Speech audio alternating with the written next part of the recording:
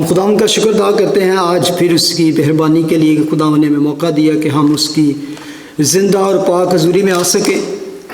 تو جیسے کہ ہم اسٹڈی کر رہے ہیں اولڈ ٹیسٹامنٹ میں سے بک آف نمبرز چیپٹر 5، گنتی کی کتاب اس کا 5واں باب، ورس 5 سے غور سے سننا، یہ بھی بڑا ضروری ہے۔ چیپٹر 5 ورس 5۔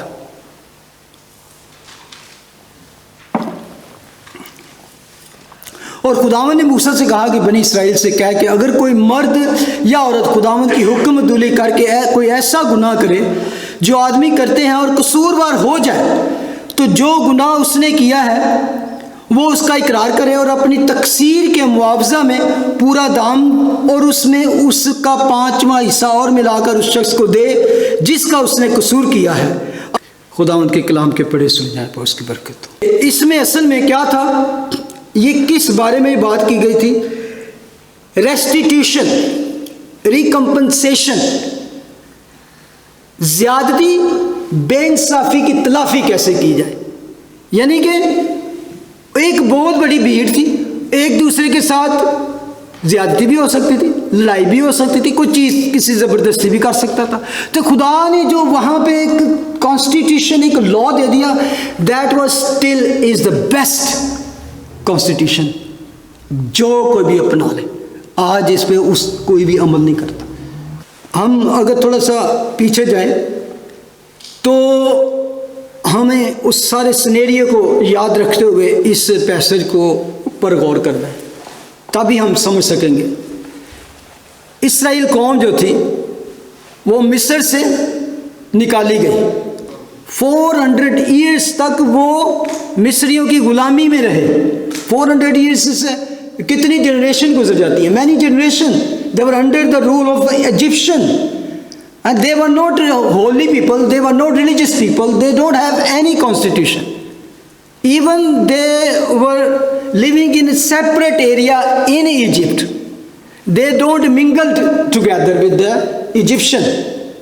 مصریوں کے ساتھ ان کا کوئی اس طرح کا لین دین نہیں تھا، صرف غلامی کرتے تھے، ان سے وہ مشقت لیتے تھے، کڑی مشقت لیتے تھے، وہ ان کی غلامی میں تھی۔ شک جو 70 آدمی تھے اس وقت وہ گئے مصر میں 400 سال پہلے، لیکن جب وہ نکلے تو آپ کو پتہ ہے وہ کتنی بڑی ایک خلقت تھی، بھیڑ تھی۔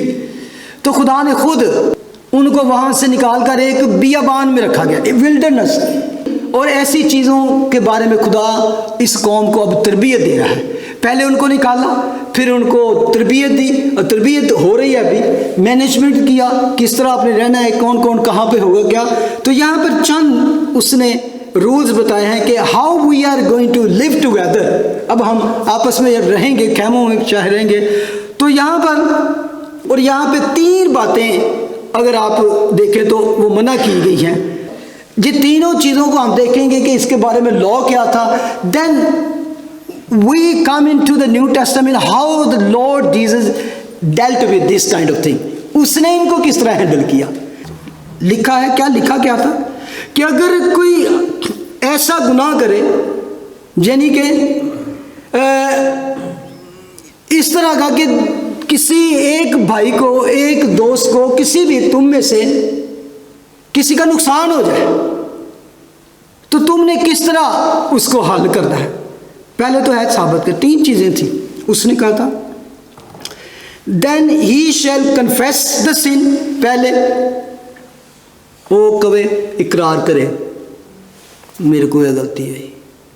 دوسرا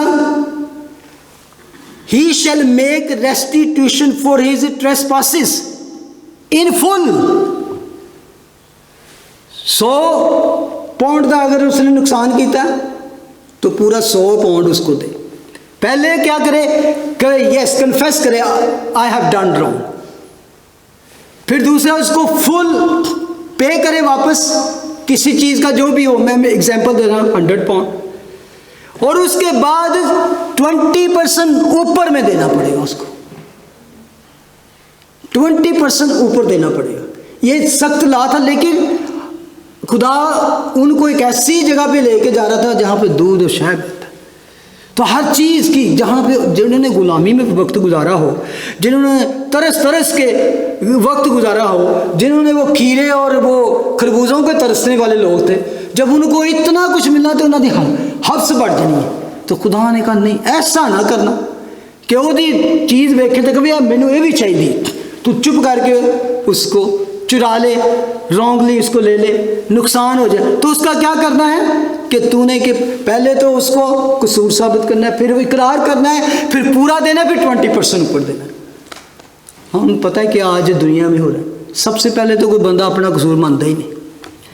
پچھلے دنوں آپ کو یاد ہوگا جب میں نے فرگیونس کے اوپر وہ خدا یسوع مسیح کی تمثیل سنائی تھی، جب اس تمثیل بلکہ واقعہ کہ اگر تیرا بھائی تیرا گناہ کرے تو کیا کر، تو اس کو لے جا کے پہلے سمجھا، اگر وہ مان لے تو اس کو معاف کر.